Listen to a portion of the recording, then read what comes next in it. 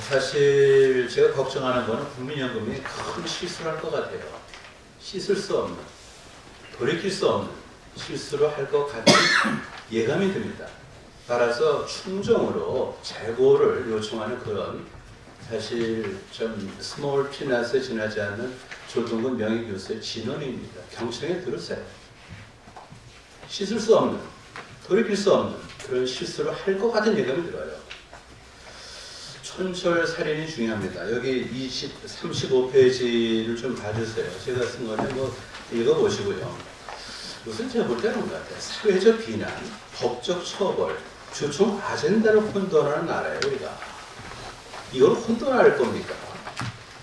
뭐 우리 다 알잖아요. 결국 이제 한진인데 어디입니까? 문제 뿌리는 결국은 뭐 땅콩 회항이죠. 그렇지 않습니까? 그리고 143일 동안 구속되어 있다가 풀려났죠. 이제 솔직히 보면 그래요. 뭐 도덕하고 법하고 이걸 구분 못하면 어떡합니까? 도덕적으로 비난받은 그런 짓은 맞죠. 하지만은 그렇다고 이거를 감옥에 가두면 되겠습니까? 사실요. 한번 우리 좀 돌펴보자. 법리를 보는 게 아니라 상식에 비춰보자고요. 그 땅콩 회항의 그 최대 피해자는 사실상 강제로 시간을 지체당한 승객입니다. 그쪽에서 이게 도대체 뭐야? 라고 이의를 제기했으면 모르겠어요. 근데 그것도 아니잖아요, 사실은. 그리고 활주로에 들어가서 뭐 가석하는 것도 아닌데 계류장에서 그거를 갖다 몇 미터 후진했다고 해서 항로 변경으로 이거를 갖다 단죄하는 나라, 이거는 문제가 있죠. 재벌 3세에 신중하지도 사려 깊지도 못한 그런 오만 방점에 대한 도덕적 비난과 대한항공의 이미지 실추가 그녀의 행동에 대한 최대 징벌입니다. 이거 부정하시겠어요? 그 이후에 또 뭐 무리가 있더라고요. 사회적 무리가 현행법을 위반한 거라면 처벌하세요. 처벌하시라고요. 벌금 매기시고. 하지만은 지금 이게 뭡니까? 예? 만약에 조양호 회장 일가의 어떤 그런 이제 그 좀 몰지각한 행동 자체에 대해서 법적 처벌이 미흡할 수도 있을지 몰라요. 그렇다 치자고요. 그렇다고 주총을 통해서 또다시 응징해야 됩니까? 이거는 칭위가 다른 문제입니다. 이거를 대한민국이라는 어떤 국가에서 3만 불 소득이라는 국가에서 이런 식으로 칭의가 다른 문제를 그렇게 함부로 다룰 수 있습니까? 이게 좀 분명히 하자고요. 조양호 회장이 지금 한진그룹을 맡고 나서 엉망이 됐습니까? 의사결정을 잘못했습니까? 그래갖고 경쟁사에 비해서 뭐 마켓시어가 떨어지고 뭐 주가 떨어지고 그랬습니까? 그거는 아니잖아요, 사실요. 어떻게 보면은 주총에서 주주들이 조양호 체제를 거부할 수 있어요. 그건 사적 자치입니다. 존중돼야 되는 거죠. 하지만 국민연금에서 조양호 회장의 진퇴를 거론하는 것은 대한항공에 대한 허점이다. 부당한 경영 참여입니다. 그렇지 않습니까? 이거는 앞에 그 말씀드린 대로 헌법 126조를 위반하는 겁니다. 사실은. 헌법 위반까지도 우리가 연계해서 설명드릴 수 있는 거예요. 그 다음에 두 번째요. 36페이지 넘어왔습니다. 연금 사회주의 우려가 지금 실현되고 있어요. 피터 드러커, 저는 잘 모르겠어요. 경영학자들 뭐. 참 이분이 76년도에 상당히 미리 얘기한 거죠. 연금 사회주의. 사회주의를 노동자에 위한 생산수단의 소유로 정의한다면 미국이 지구상에서 최초로 진정한 사회주의 국가가 될 거다라는 일가를 한 것이 바로 이것이 연금 사회주의였던 씨를 뿌린 겁니다. 우리나라 뭐 연금의 의사결정 구조를 보세요. 사실요. 정부하고 정치권에 휘둘리기 쉬운 구조인 것만은 분명하잖아요. 그러니까 연금 사회주의 우려가 증폭되고 있다는 얘기하는 거죠. 우리가 과장을 하는 건 아니에요, 사실요. 네? 한번 좀 냉철하게 성찰해서 그런 얘기입니다. 그 다음 제가 이제 강점을 두고 말씀드리는 것이 여기 이제 두 번째 동그라미인데요. 고객돈의 재벌사 금고화를 그렇게 격렬하게 비판해온 좌파 아니었습니까? 고객돈으로 재벌 체제를 공고히 했다라고 얘기했잖아요. 그래서 이거를 고객돈의 재벌 사금고화라는 의미의 그런 악마의 단어를 코인을 해왔다고요, 사실요. 엄격한 금산 분리는 다 거기서 나온 거죠. 하지만은 이제 이것이 한국 경제의 활력을 떨어뜨리는 자충수로 지금 작용하고 있어요. 그럼에도 불구하고 지금 금과 옥조로 이거를 유지하고 있습니다. 그렇다면 고객돈의 재벌 그 사금고화 논리를 SC 코드에 적용하면은 똑같은 얘기 할 수 있는 거죠. 국민 쌈짓돈을 재원으로 한 민간 기업 경영 간섭과 뭐가 다릅니까? 사실은 그렇지 않습니까? 국민연금 1.5배는 뭐예요? 노후생활 안정이에요. 따라서 원본을 잘 유지하고 이자를 잘 증식시켜가고 고갈 시기를 늦추는 것이 최대의 목적 아닙니까? 혹여 국민연금을 통해서 기업의 지배구조를 바꾸는 것을 비록 부차적인 목표로 삼았다 치더라도 이거는 국민연금의 존재 이유를 기본적으로 망각하는 겁니다. 예? 과잉 대입 금지 원칙을 위한 거죠. 예. 기업의 지배구조 마음에 안 드세요? 바꾸세요. 그럼 상법이 있고 회사법이 있고 공정거래법이 있지 않습니까? 지금요. 이렇게 해야 되는 거죠. 왜 국민의 쌈짓돈을 갖고 이런 식으로 재벌의 사금고화를 그렇게 비난해온 좌파들이 이걸 이런 식으로 왜 국민경제 개편에 그런 얘기죠. 하세요. 회사법, 상법, 공정거래법 바꿔서 하시라는 거죠.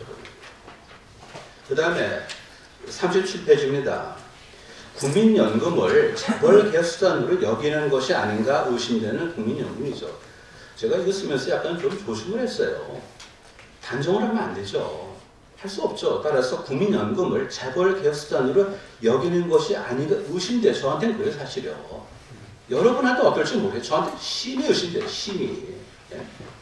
수탁제 전문위원회 꾸려졌는데 인적 구성을 보세요, 인적 구성을요. 뒤집어지기 직전입니다. 제가 기울은 게 아니고 말이죠. 14대 9, 14대 9요. 다시 14명에서 9명이 뭐죠, 보면요. 정부하고 그 다음에 산하기관, 노동계 인사로 채워져 있어요. 14군은 9입니다. 이게 뒤집어진 운동장이 아니면 뭡니까? 이게 기울어졌습니까?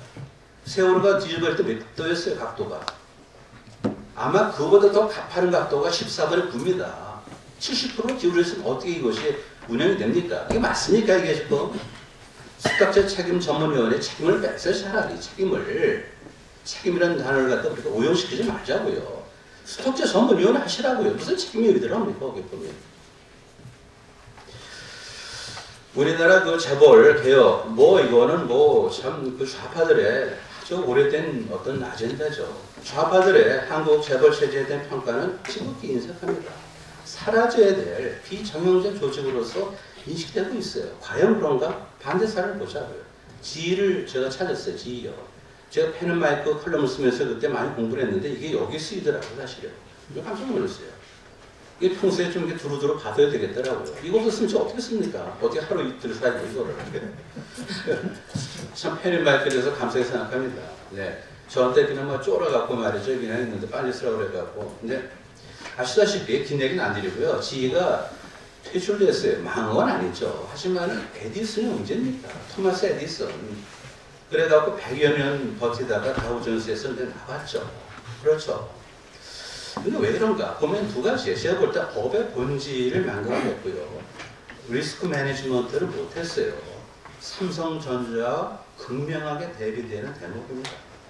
업의 본질을 망각했죠. 무슨 G캐피탈이에요, 사실이요. 그리고 젠 로스의 그 생명보험회사를 왜 인수를 합니까? 리스크 매니지먼트를 실패했다고요.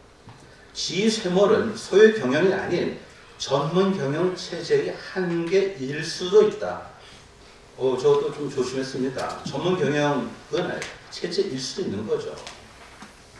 좌파 시각에서 보면 지휘는 완벽합니다. 그 자체가 뭐죠? 전범이에요. 순환 출자 없죠? 따라서 가공자본 없죠? 지주회사니까 출자는 명료하잖아요. 그럼 왜 지휘가 왜 세모합니까? 도대체. 지배구조는 아무것도 아니죠. 사실은. 다양히 되는데 지배구조가 있으면 그것이 엔진이 되고 기업을 끌고 옵니까? 그건 아니잖아요. 보면. 그 다음에 좌파학자들이 참 사고자를 얼마나 칭송했습니까? 사실은. 한국 계열 구조는 한마디로 뭐 쥐꼬리 많은 걸 갖고 경영층을 흔든다라고 그냥 수십 년을 얘기한 거 아닙니까? 수십 년을. 예? 하지만 계열사는 뭐죠? 독립되어 있어요. 따라서 미국의 지가에서 지 캐피탈을 묻어가는 지 그룹의 어떤 사업 부재는 없었어요. 보면요. 그러다 보니까 책임 경영이 되는 거죠. 그렇죠. 이렇게 묶여서 하다 보니까 뭔가 띄어내야 되니까 다 뭐죠? 분사화를 해야 돼. 분사화. 분사가 얼마나 복잡합니까? 하지만 우리는 뭐죠? 분사화를 할 필요 없어. 이미 분사화된 독립기업으로서 계열사죠. 지금요. 계열 조직은 이미 하나의 독립된 법인권을 받기 때문에 분사할 필요가 없어요. 얼마나 기민합니까? 이게 글로벌 시대, 그리고 스피드 시대 싶으면 모든 걸 전부 다 디비전을 넣고 나서 뭐 그거를 이 지가 도대체 무슨 전범이라고 재벌계 그렇게 보지 마시고 예? 지 그 세월에는 주주 행동주의가 또 시사하는 게 많아요. 깜짝 놀랐어요. 그 와중에서도 보면요. 2014, 2016년 아주 어려울 때에 보면요. 지가 이 멜트가 진짜 그냥 멜트다운 되기 직전인데 보면은 그 당시 자사주 매입에 490억 달러를 지출했더라고요. 이걸 지출 안 했으면 뭔가 좀 새로운 어떤 경쟁력을 찾는데 썼을 거 아닙니까 지금요. 이 490억 불의 그 자사주를 매입해가지고 뭐가 도대체 주가 관리력이 더 됩니까? 뭡니까? 주주 행동주의가 얘기가 뭡니까? 그 원칙 우리가 지금 따라가겠다는 거 아닙니까 지금요. 여기 제목 재밌어요. 이멜트 회장이요 17년 동안 장기 집권했습니다. 그동안 주가가 8%. 하지만 같은 기간에 S&P 500 지수가 214% 상승했어요. 차라리 인덱스 펀드에다 넣어뒀으면은 214%를 벌었을 텐데 이메일트를 믿고 집사로 믿었겠네. 집사로. 대리인이 아니고요. 8%밖에 안 되는 거 아닙니까? 지배구조의 정답이라고 생각하십니까? 지금도 생각하십니까? 그러지 마세요. 잘 되는 기업의 지배구조를 거꾸로 벤치마킹하는 역발상을 하세요. 예. 성형미인 만들지 마시고 매력 있는 사람 외모를 관찰하는 게 안 맞는 거죠. 예. 미간의 간격이 밀미리가 돼야 미인이다. 그거 아닙니다. 예, 4번, 예. 죄송합니다. SC 코드의 본질, 집사는 선한 이타적 존재입니다. 그럴 수 있어요. 근데 참 이제 답답한 건 뭐냐면, 아까 우리 황인혜 박사 말씀하셨는데, 세상을 볼 때 집사를 볼 수 있고 대리인 볼 수 있어요. 그러면 집사를 보거나 대리인을 보세요, 지금. 그런데 우리 옷을 입었는데 상의는 양복이고 하의는 한복이에요. 이게 도대체 뭡니까? 지금 우리가 뭐냐면 세 단계죠. 결국 최종적으로 이제 투자자가 있고, 그걸 모아서 관리하는 기관 투자자가 있고, 그 다음에 대리인이 있다면은 경영진이, 그러면은 대리인은 그렇게 뭐 좀 악한 일인데 나는 왜 선한 사람이라고 자부합니까? 이건 아니죠, 보면요. 행동을 보고 우리가 선하다고 얘기를 해주는 거지. 나는 선하니까 나를 따르려 하는 것도 무지하게 잘못된 거예요, 보면요. 잘 들어보세요, 보면. 행동 고지를 보고 우리가 치료를 해서 선한 존재도 하는 게 아니고, 선한 존재가 날 믿어라. 그게 바로 내 뭐죠? 로 남불이죠, 보면요. 기관 투자가 그 중에서도 원래 이게 영국에서 출발한 건 뭐냐면 아까 좀 다 들으셨겠지만은 자기 반성문이요. 그거 그냥 뭐 미국 붕괴되는데 아무 역할을 못했잖아요. 기관 따라서 반성문을 쓴 겁니다, 사실이요. 그리고 SC 코드는 기본적으로 민간 기관 투자가들 위한 하나의 연성 제약이죠. 이거를 왜 공적 연금 왜 들어갑니까 도대체? 들어갈 곳이 아니죠, 보면요.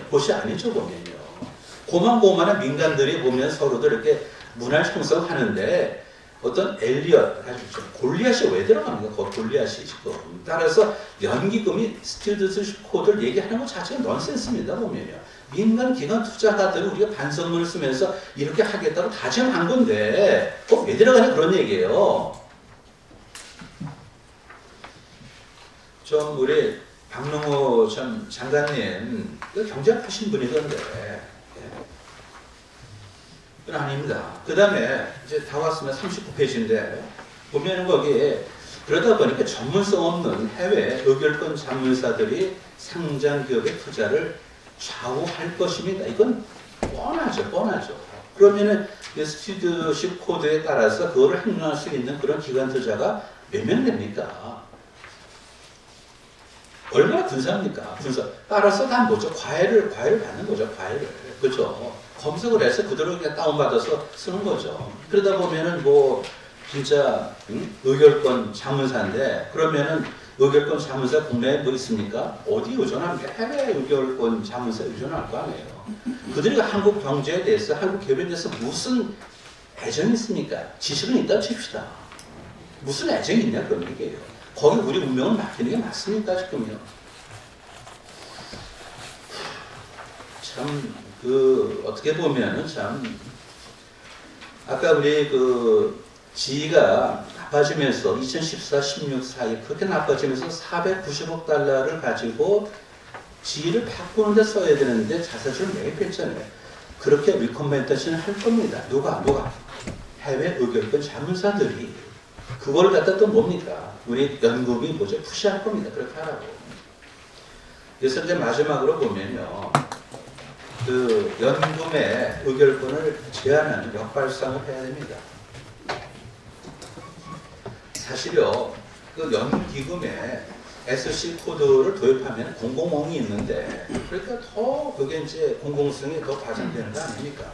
그러다 보면 뭡니까? 이윤을 추구하지 말고 사회적 가치에 눈을 돌려라 이런 얘기 하게 돼 있죠. 사실 보면은 뭐 ESG, Environmental Society and Governance, 그것도 사실 이게 뭐 전지전능한 것도 아닌데 말이죠. 인류 평화는 왜 안 들어옵니까 거기? 그렇지 않습니까? 그렇게 같이 할 필요가 있습니까? 청지기가 문제 좁게 봐야 될 거 아니에요. ESG를 왜 봅니까? 인류 평화 보시라고요. 참 제가 굉장히 좀 견디기 어려워요 보면 이게 사태 진전되는 게. 제일 마지막에 네 주를 제가 읽겠습니다. 네. 여기 보시면은 경제민주화법에는요 민간 기업의 의결권을 제한하는 조치가 많이 들어와 있습니다. 감사를 선임할 때 지배주주의 의결권을 3%로 제한하는 것이 그 사례입니다. 그렇다면 정부의 국민연금을 통한 민간기업 경영 개입을 제어하기 위해서 국민연금의 의결권을 제한하는 것을 심도 있게 논의할 필요가 있습니다. 의결권 행사 한도를 5%로 제한하는 것이 대안이 될 수 있습니다. 네, 이것으로서 토론을 마치겠습니다. 감사합니다.